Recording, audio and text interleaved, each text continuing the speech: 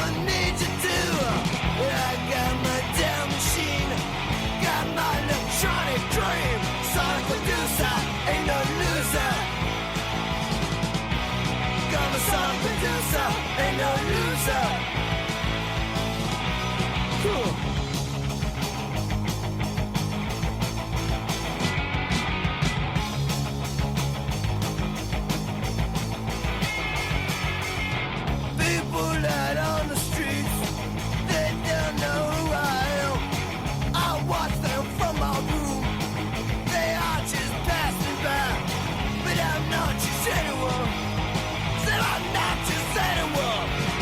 I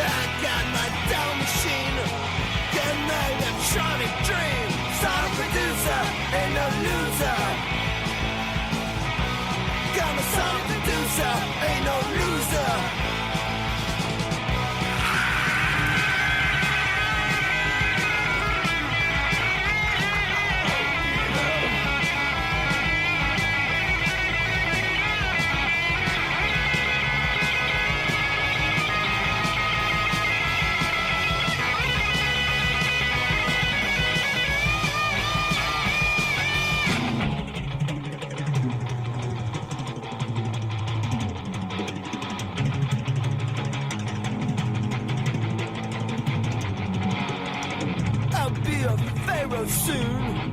Root from some cartoon. Things will be different there. The sun will rise from here. Then I'll be 10 feet tall, and you'll be nothing at all. Yeah, I got my down machine. I got my electronic brain. Sound producer, ain't no loser. I'm a song producer, I ain't no loser. I said a song producer, song producer. Yeah, I'm a song producer, song producer, song producer.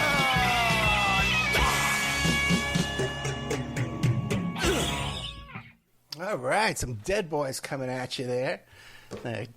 WKCAA.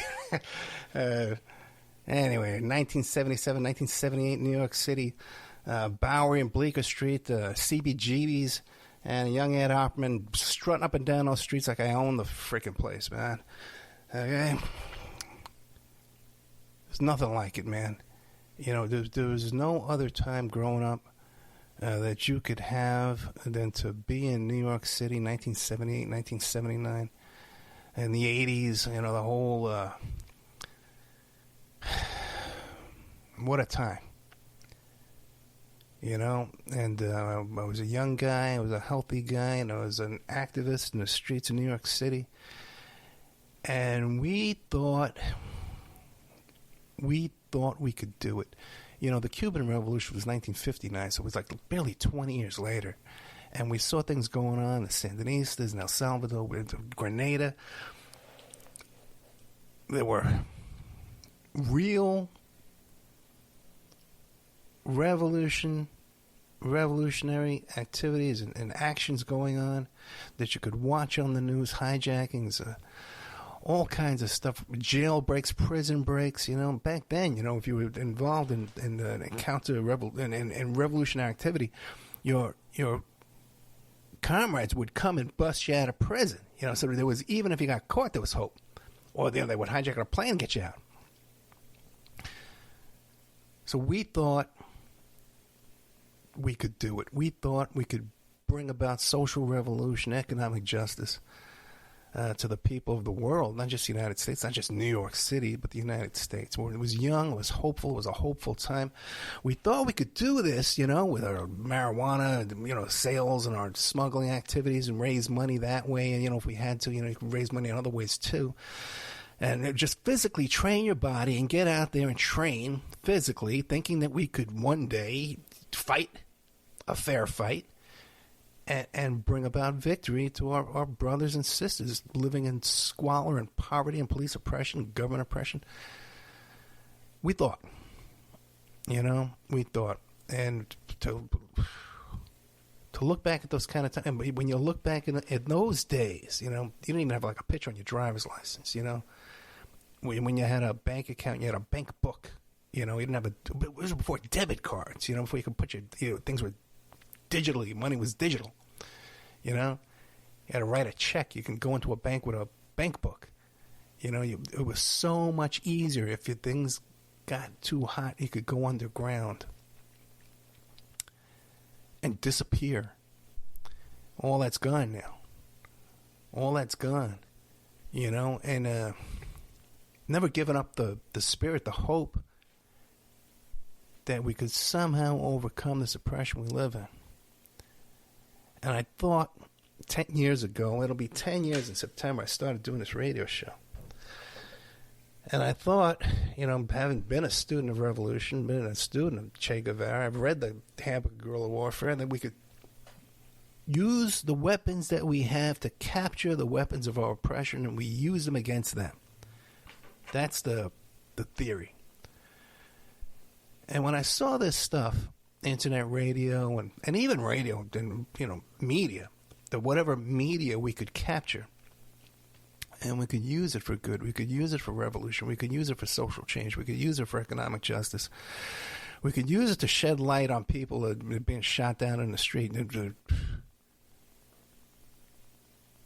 Bumper Stewart Brigade. You know, there were things happening. So when I started doing this show, one of the first things I wanted to do, and I've said it 100 times, I said it before every interview. I had read the Mad Cow Morning News website, and I'd read the books by Daniel Hopsicker, who had done some incredible research into the 9/11 hijackers. And so when I had an opportunity to do a radio show, I said, these are the kind of people I want to shine a light on. I want the world to know about this man's work and this man's efforts and this man's investigative reporting. Not just him, you know. I brought on Ramona Africa from Move. That, you know, if you don't, the family that was burned alive, and 600 homes are burned alive in Philadelphia. You know, and Dave McGowan. Well, we can go down that list. But before every time I would interview Daniel Hopsicker, I would say, this is a man that deserves a Pulitzer Prize.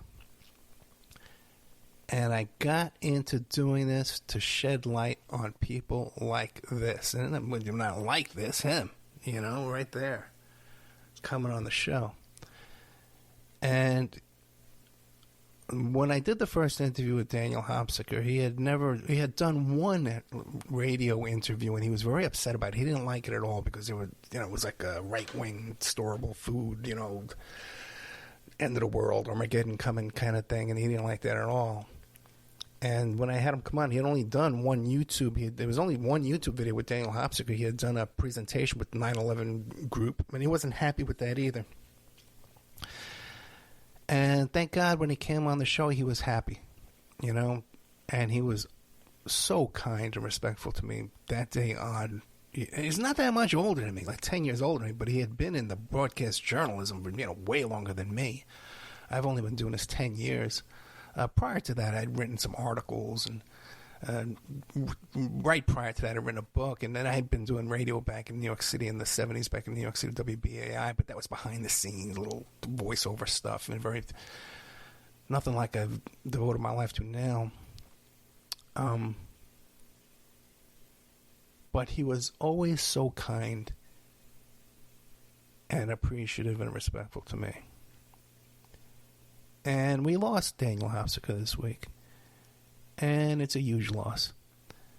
And we're going to be doing it tonight. I'm going to be playing after the two regularly scheduled shows, I'm going to be playing a repeat of the very last interview I did with Daniel Hopsicker from hospice. He was in hospice. You know, the second half of the show, he talks about how he's in hospice and he's on medication. He said he felt better than he had in years. He wasn't in pain.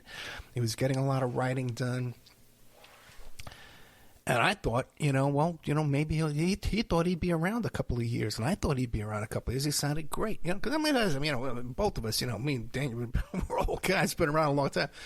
Sometimes we'd schedule an interview. It's too early in the morning. Hey, I'm hungover. I don't know about you, but I'm hungover too. Let's do it. Let's shoot for tomorrow. That happened more than once, man. Like any man who've lived long, hard lives.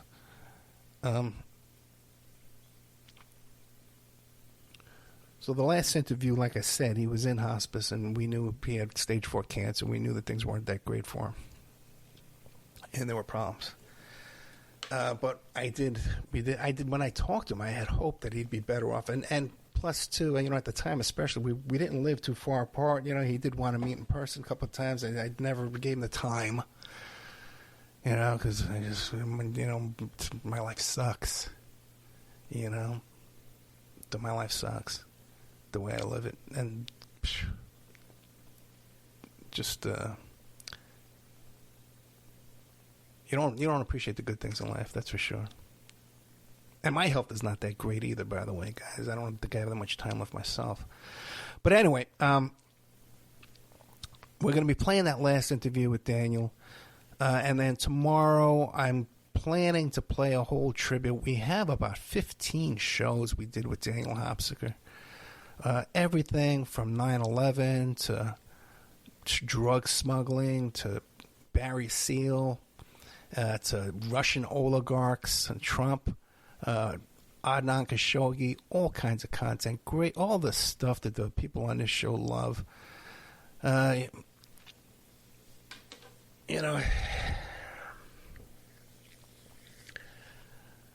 played the song Sonic Reducer by the Dead Boys because I run into some old pictures of myself on Staten Island when I'm around that age, and brought back a lot of memories of my youth and my teen years on Staten Island, New York City, and around that time in the 70s and the early 80s. And, it was funny. And then I read a comment online. Some kid is listening to one of my shows I did about the West Memphis 3. And she comments, "Oh, listen to these two. They sound like they've never met a goth kid in their lives. And they think that every kid who's wearing a black t-shirt must be a Satanist." Because I'm just so clueless and so out of touch. When meanwhile, here I am, when I, dude, I grew up in squats on the Lower East Side, Alphabet City. Okay, this is, and when were people who looked like the Dead Boys and people that were goth at the time stood out. Okay, not like today where it's a fashion, it's a fad. 25% of everybody was walking around looking this way now. Okay, back then it was an issue. It was a statement. Okay, back then, even in New York City, when I was in high school in New York City, gangs of young toughs from Staten Island would get into their cars and drive into the village and beat up gays, okay? And it would make the news and stuff like that. In liberal leftist New York City, okay, in a blue state, okay? Even then, in the 70s. So the positions we had to take back then for justice, for freedom, for personal equality, we took a stand for these things that now kids today can walk around and do this kind of stuff. We've had to put our asses and our necks on the line to get these things accomplished. So we will be playing a tribute tomorrow all day long. I have to do 2 interviews tomorrow, which will, because I use the same equipment to record as I do to broadcast, so there will be a break in the day, but as much as I can from morning to night. We got about a good 18 hours worth of content. We're going to be playing of Daniel Hopsicker. Yeah.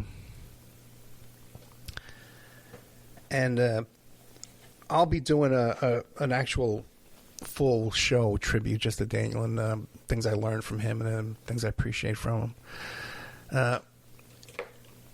And more toward the end of the show, I'm going to be giving a little shout-out to some of the others that have been on the show, too, that we've lost, too. The list is long, and it's not going to get any shorter, okay? And what terrifies me is when we lose someone like Daniel Hopsicker, who is out there in this young crew out there to replace this kind of sober reporting and investigative work, real hands-on, get out there and travel, get on the phone, go move in with Bobby Seals, with the Barry Seals' widow, go move in with her, and live there and go through the material. Who do we have out there doing that now? Just this bizarre tweets and sus, this guy's fed sus, people have never met a Fed or know anything in their life. You're out there passing judgment on freaking people with real credentials. So, the name of tonight's show, God bless you, Daniel Hopsicker. If I was a drinking man, I'd had to toast you, but my stomach is just so bad, I can't even have a drink anymore. But Daniel, God bless you, man, and we do love you. This show loves you. This audience loves you. I've gotten so many messages in the past 2 days. You have no idea. People think that me and him were roommates or something, or that somehow I'm in charge of his archives and his library, or I'm making the funeral arrangements. None of that is real in reality. It's that.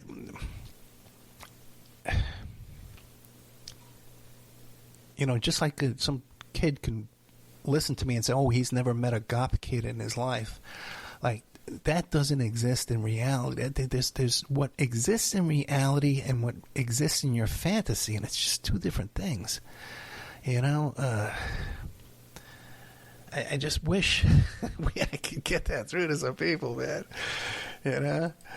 But anyway, the name of tonight's show is, his name was RICO.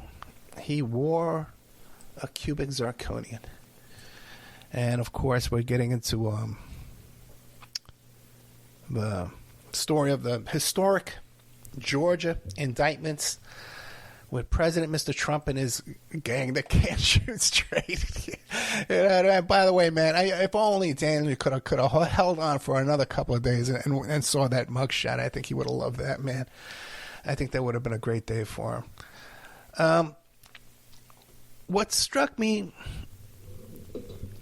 as you know, I've been involved in a lot of RICO cases back when, you know, with Rudy Giuliani, you know, when they first started in New York.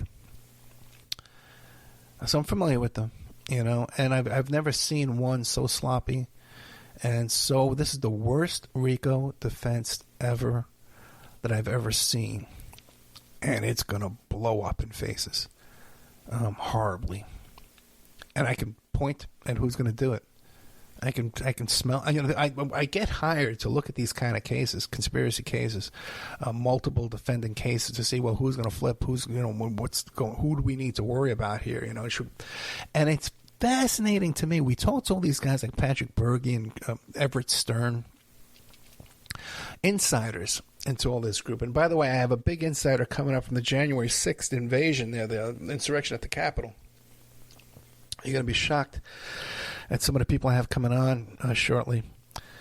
Really sticking my neck out here. But this is the worst RICO defense I've ever seen. This RICO does not wear a diamond. He does not own the hottest club on the island. He is wearing a cubic zirconia, and they won't even let him into the club. Who in their right mind, if you're at the head of a RICO case, that you allow your co-defendants to walk in there without bail money and to walk in there without a lawyer? Now, you hear these guys, Everett Stern and Patrick Berge, and they're talking about the research that they did on these electors all around the country, and they had files on everybody, and they're not on top of these co-defendants, man. That just makes no sense to me. It would appear to me that there was backing, there was resources they had back at the time of the attempted coup that no longer exist. That's what that tells me. Back then, they had Flynn. I don't know, Flynn's probably watching his own back now. But they had a gang of guys, Carrick, who could do the background, the opposition research. They don't seem to have that now to round up, to corral, to wrangle their own co-defendants in a RICO case. Just terrifying. It's a terrifying thought. Trump shows up down there. Sure, yeah, he's got a long caravan of Secret Service. By the way, too, it came out this week that Secret Service agents were in cahoots with the Oath Keepers, and had contact and communication with Mr. Stuart Rhodes, the head of the Oath Keepers. And we could look at it. I've had his wife, ex-wife, and son on the show several times. So Trump shows up there, no family, no wife. Who did he have with him? Really, nobody. He showed up to turn himself in jail all by himself, except with his, some lawyers and some flunkies and some Secret Service agents. Okay, that's very depressing. You have no idea what it feels like to be sitting with open cases in just one court. When you have them in more than one court, it's exhausting, okay, because the potential is there. You can't go to prison. You can't forget that. No matter who you are, how much money you got, how many judges you got in your pocket, how many lawyers, defense, no matter what, okay, how many deals, insurance you got in your pocket, like Rudy's saying, that you think you can negotiate your way out of this. Rudy showed up there with no lawyer, with Bernie Carrick, who's got his own problems. And it appears that Bernie Carrick's been doing some cooperating. So what's going on there? I don't know. But Giuliani shows up with no lawyer, with no bail arrangements and preparation.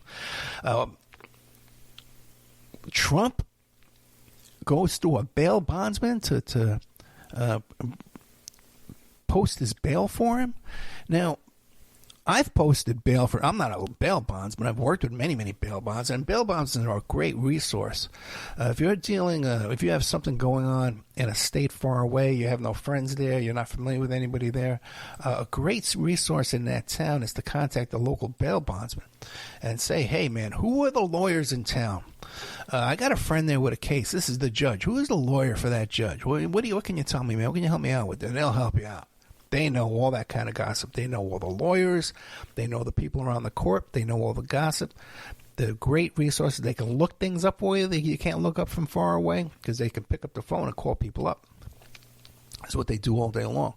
Why is Trump using a bail bondsman, a local bail bondsman there? Why is he firing his attorney hours before turning himself in and hiring a local like rapper, gangster rapper attorney?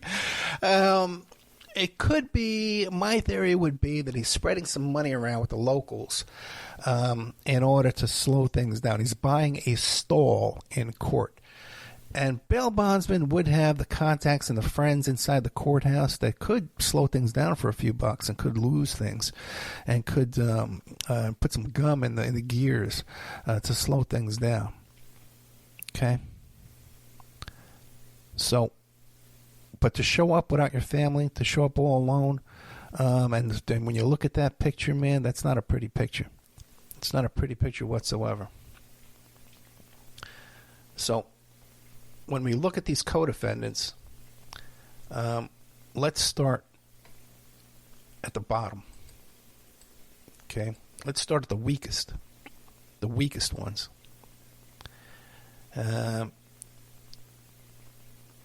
You got this trio here. Okay, I don't even know what to call them.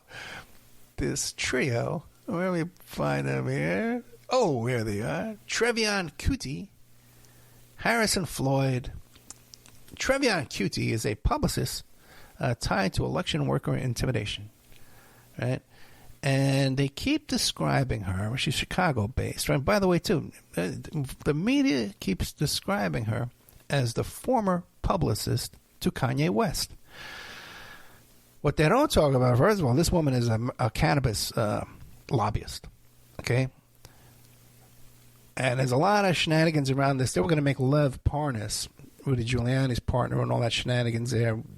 A lot of things going on with him. But they were going to make him the cannabis czar of the whole United States. So these guys, they see what's going on with cannabis. You know, she's around the cannabis stuff. But they call her, over and over, the former publicist of Kanye West. But she was the former publicist of R. Kelly.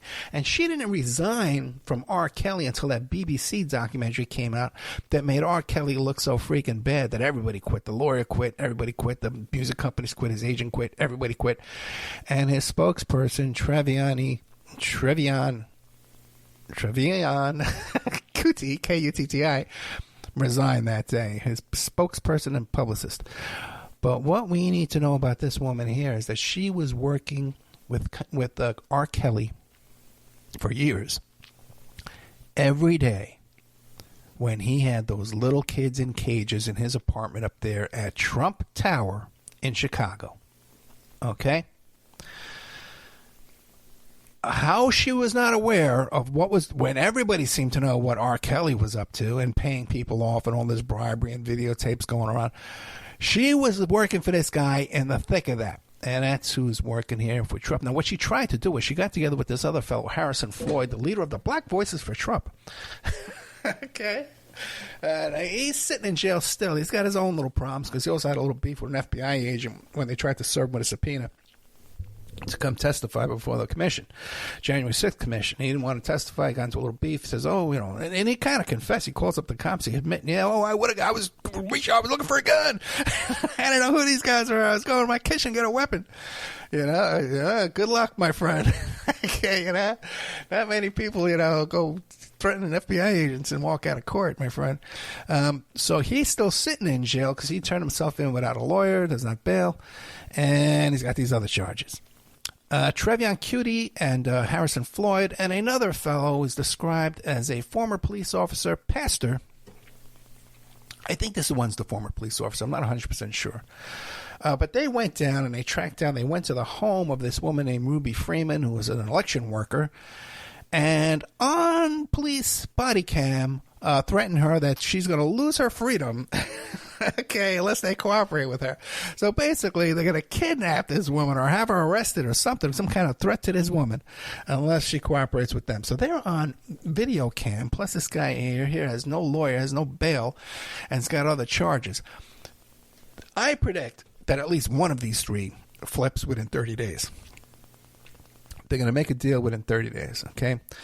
This is an open and shut case on these three because there's police dash cam video footage of them threatening this poll worker. All the lawyering in the world is not going to help you get out of that. Okay, you can hire Joe Tacopina. Oh no, that's right. Yeah, and you're not going to get through that one. Okay, so these guys are going down. They know they're going down. They're facing jail time, and who's helping them? Who's backing them up? Who drove them to court? This guy, Harrison Floyd, drove himself to court to turn himself into the jail. Okay, parking out in the street. Okay. Then you got some guys. Now, you got some guys here. Mark Meadows, Rudy Giuliani, John Eastman. Jeffrey Clark, by the way, is the one that Trump was going to appoint to Barr's position when Barr resigned. And there was like the whole Justice Department threatened to resign because he had gotten in there, he would have been Mr. Coup. He would have gone along with many elements of the coup if he would have been gotten in there. You know. So anyway, these guys here, they're pretty much just being charged with false statements and making these arguments and coming up with these theories, and that can be thrown away as bad lawyering. Jenna Ellis is another one of these, and even Sidney Powell. Although Sidney Powell does get into some stuff here where they actually stole some voting machine equipment. Okay, so all these people telling you that this is all about questioning the election. You're not allowed to question an election. Well, first of all, we have three people down here that tried to threaten kidnapping of a poll worker. That's not questioning an election.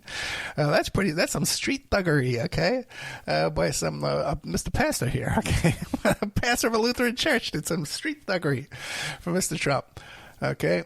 And I think he's the one who said that Trump's a hero, and you never met Mr. Trump, but Trump's a hero, doing a great job still, okay. Not so much some others, okay? Then you got this bunch of these lawyers who, for the most part, are just lawyering, doing bad lawyering, Jenna Ellis. But you know what? Now they got mugshots. They're probably all going to lose their law licenses. They're probably going to maybe make some guilty pleas and all this, and maybe do like 6 months, okay? Sidney Powell's another story. Because she was involved in this thing they called the Coffee County, Georgia, where they actually got into a voting machine. Okay? Now that bunch down here, let's find that bunch. Oh, that's a fake elected bunch. Voting system breachers. Scott Hall was a bail bondsman. Well, I was just praising just recently the bail bondsman community. I wouldn't call Scott Hall for help. Okay? But Scott Hall is a bail bondsman. He's already testified in front of the January 6th commission. He testified before the grand jury. And he acknowledged that he gained access to a voting machine. Okay? So this guy's pled guilty already. Okay, what's he going to go in? He's going to turn around now with the best lawyer in the world and say, oh, my client had temporary insanity. Is that the plan? Good luck, Mr. Bail Bondsman Scott Hall. Plus, he knows the court system, and he knows the way to get out of this is to make a deal. He's not stupid. Okay? So he's going to make a deal for sure. Okay, then you got Coffee County election supervisor who was also at this Coffee County, Georgia, accessing this voting machine illegally, unlawfully. This one hasn't confessed yet, but Misty Hampton, she's on her way.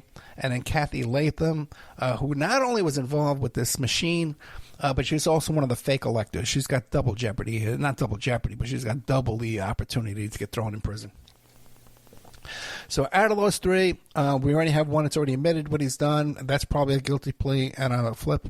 And then Latham is facing 2 charges. Now, also, too, by the way, there's some stories that Marjorie Taylor Greene was involved in this. So that could be the next round. We might be seeing some House representatives, people here taking a hit too as well. And we'll be getting into that later on if I have some time, because it is quite shocking to see during this Republican debate the other night, basically the Republican Party is okay with the coup attempt. They're not standing up and saying, "Hey man, whoa, that's a bridge too far. I'm not putting my name on that. I'm not going to stand up on national TV at a podium in a presidential debate in the United States of America in 2023 and say I'm okay with that." But they did, and they cheered. The audience cheered it. That even Trump gets arrested, we'll still back him. Even if the coup leader, who's under indictment, turning himself in with one of the most creepiest mugshots I've ever seen in my life, creepier than Jeffrey Dahmer, okay? All right, man, and we'll be getting into some of that, too, in a minute, too. But they're okay with that. And it seems like the Democrats, the other color capitalists, are okay with a coup of indictments and arrests and grand juries, and I think they're going to go and arrest a bunch of Republican House of Representative members, at least 1 or 2 who were up there necking all this. I think maybe Alex Jones has a chance to go down, Roger Stone. I think there's another round coming, okay? More than one round, because some of these fake electors, by the way, too, when people keep telling you about, well, they're just questioning the election, they actually had fake electors who had phony documentation that were pretending to be the actual electors for that state, and one of them has already confessed to doing that. Okay, which one is that? I think it's Mr. Not Ray Smith.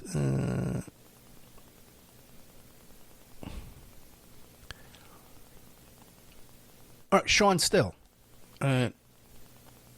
Yeah. Sean Still actually put out he's one of the fake GOP electors, and he actually put out a statement saying that he admits to saying that, I'm a fake elector. that paperwork was fake, and I did it at the directions of Donald J. Trump, who was the president of the United States. So I'm not guilty. He's guilty. Okay, so we already have an admission from him. That's the guy he's going to flip to as well. So you have here one of the worst RICO cases I've ever seen, even worse than the most ragtag, coke dealers, and junkies, street junkies, who put together a better coordinated defense than this. We don't even know if the attorneys in all this case have a cooperation agreement between the defendants. So we don't even, it hasn't even been discussed. This is crazy. And they had a whole week to turn themselves in. This is just crazy. Which goes to show me that the same crew that was behind the coup is not behind this defense of these indictments and these cases. It's a different bunch in control here now. Okay. Now, what else is going on this week? Notes. I need my notes. Hey, let's see here. Look up at these notes first. I look at this list of people we've lost, and I know everybody's not on there. It just breaks my heart. There's an interesting situation where Don Jr. took over the ownership of Mar-a-Lago for $400 million this week. So whatever that is, some preparation for lawsuits, litigation preparation, asset protection, who knows what that is, or Trump's getting ready to flee the country, perhaps? Is that a possibility? It's definitely would be one of the steps you take, if you're going to leave the country, start putting your assets in order. If you think you're going to spend a long time in jail, you put your assets in order. What other reason? Is there an announcement? Hey, Don Jr. has done such a great job being my perverted son and being a cokehead, that I'm going to put him, I'm giving him Mar-a-Lago, because he's got Mar-a-Lago now. The documents are out there. Now, I was telling you last week, Nader flipping, right? Flipping Nader, George flipping Nader. And I said, boy, a lot of suspicious stuff is going on here with George Nader's case. If you look him up in the Bureau of Prisons, he's no longer in there. If you look up his court case, there's some sealed filings on there. Well, word came out this week. People who know George Nader have come to me and told me that he had his sentence reduced by 5 years. Now, I Googled it, I can't find it, okay? I can't find it. I trust the people who told me this, and it seems to be common knowledge amongst that group, who are in tune with all this stuff going on. Now, George Nader, if you don't know this, he's in prison. He got 10 years in prison. Could have got 12, but he got 10 for possession of child pornography, bestiality porn, and he had a background, a history of being involved in child molestation and child pornography. So he's going to get 5. They're going to get 10. And they dropped 5. So, what? Because he's cooperating, right? I got to know, man, what is this guy cooperating about that we're going to let a convicted child molester and a convicted child pornographer out on the street to roam the streets free? Okay? And because what I'm understanding, too, is there's going to be no supervision when he leaves. Okay? This guy's getting a real good deal. All right, good deal for him. All right, and now, so now, what's this guy? I'm being told it's some Prince, Saudi Arabian stuff, man. I don't know, Eric Prince type stuff. I don't know what's going on there. Because Eric Prince is another one too, man. Why hasn't he been indicted? He's up to his neck in all this stuff too, as well. So let's see what's going on there. Let's see how we're doing on time. 42 minutes. I guess we can get back into the sad stuff, right? Everything covered, all my notes. George Nader, I think we have. I do have some really good, serious content I'm taping this week, and I hope you stick with me here. There's a lot of good stuff. I've done many shows about my birthday, and born-again birthdays, and big things always happen on my birthday. I spent 2 of my birthdays in jail. Big events in my life always happen around the time of my birthday, right before, right after, and that was no different. I am going to be a witness in a couple of lawsuits, a couple of Jeffrey Epstein related lawsuits. I'm a witness, and I may be named as a defendant in another situation that I'm not concerned about as it's a lawsuit due to my reporting. I'm not concerned of any of this stuff. But it is, interesting that, again, this stuff comes up around my birthday. It could give me a lot of good press. So, that's always good, right? But I can't help, this week. I'm going to be 61 years old in a matter of days. So I can't help but look back on my life, and I was looking at a bunch of old pictures of the old Staten Island. I plan to drive up to New York and just look at all the places I grew up in and around my neighborhoods and stuff, in the Bronx and on Staten Island, Manhattan, and just see how things have changed and stuff like that. But I can't help but look back on the show here and all the people we've had on this show that we've lost. And I guess one of the first ones was Dave McGowan. Started this show 2013, and right away again, when I want to do a show like this, I want to have a guy like Dave McGowan on the show. And when I have, nobody had heard of Dave McGowan, There was very little content with him. And then shortly after he came on the show, within a few years, he had passed away. Now he's a legend, Joe DeToma. A lot of people don't know who Joe DeToma is, but he wrote the book, The Cult of the Black Sun. And he was on a couple of shows, and he was around all the groups, the Maury Terry groups and stuff like that. Fascinating guy. And he's passed away as well. Great source of information. Cisco Street Love is a guy I loved, He wrote the book Yesterday's Shame about the Atlanta child murders, and he had a personal involvement in his childhood in that bunch, in that group there, and he suffered at the hands of those people. And he spent his life studying and researching on it. And it was a horrific show we did with him one night where he had been hospitalized and signed himself out. And he was just so frantic and agitated. It was just, I don't know if we've ever even saved the show. It might just be deleted off the face of the earth. But a great man, a great author, a great investigator, and someone I was very proud to know, and someone I love very much. Maury Terry was never a friend of mine, but he's a subject of the topics of this show, and we lost him too as well early on in our show years.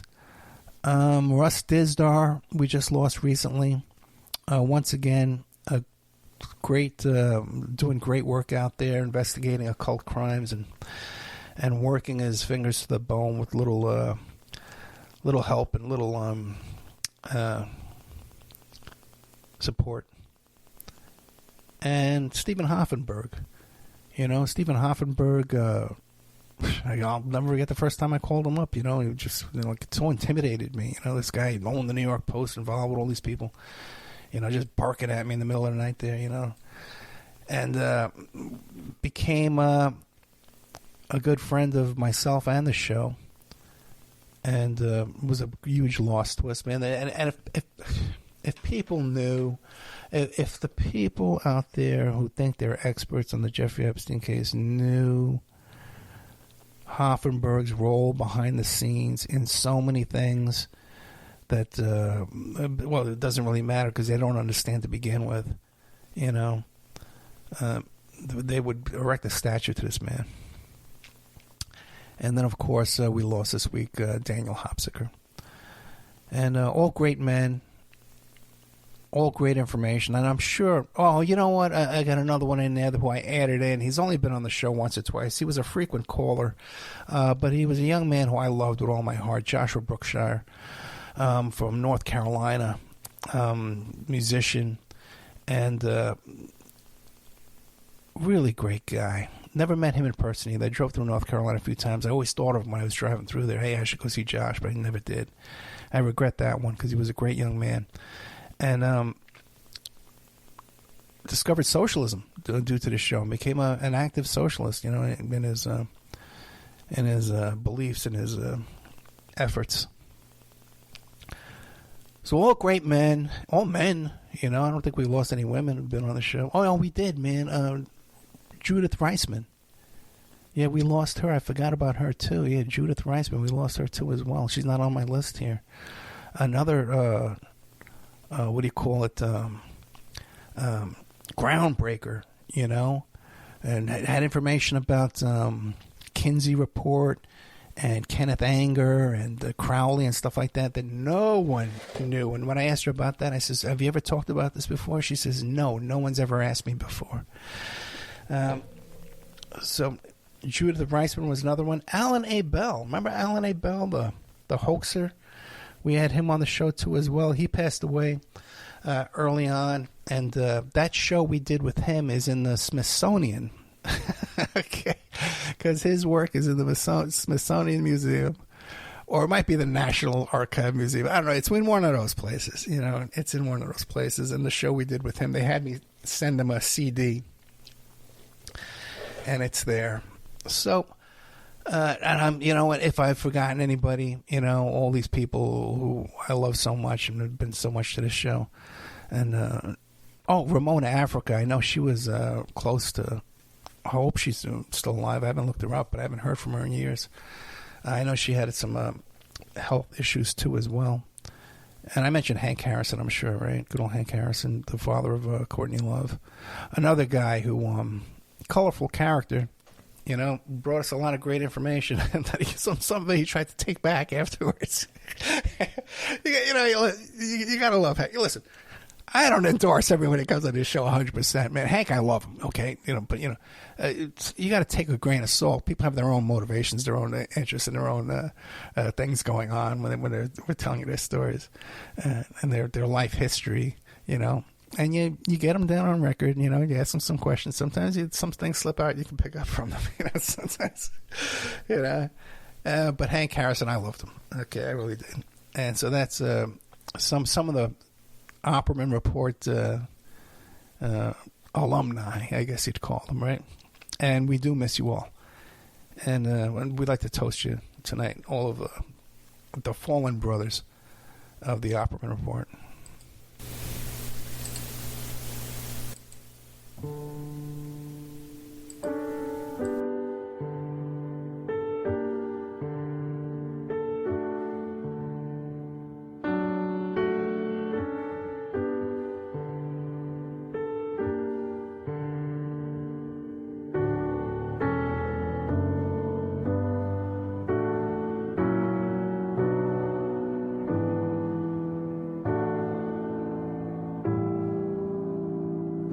For us to say goodbye is near.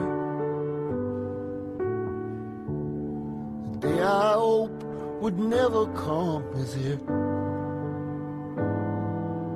No many hearts are broken, we must somehow carry on. 'Cause I think you're gonna miss me when I'm gone. I thought my life was over when we met. So little to remember, so much to forget. Though it was you who saw me through the darkness to the dawn. Still I think you're gonna miss me when I'm gone. I'm a modest man and it hurts me to say these things to you. But after all we've been through, it's the least that I can do. So instead of just goodbye, I'll say so long.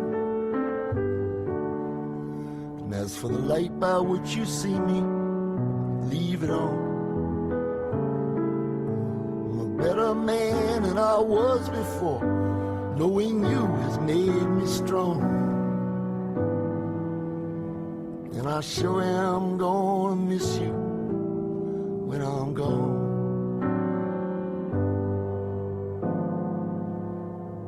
Yes, I sure am gonna miss you when I'm gone.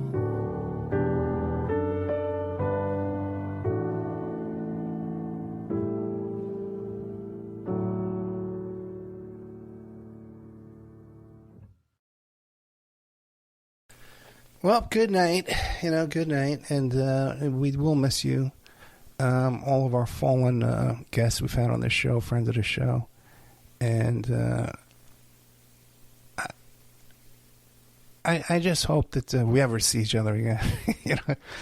If our paths should ever cross again, that you'll know how much I've loved you. And I would just only hope you have the same feelings for me. Okay, and God bless you, Daniel, and your family. And we'll be having a tribute to Daniel Hopsicker tomorrow all day long. A great friend of the show. Good night.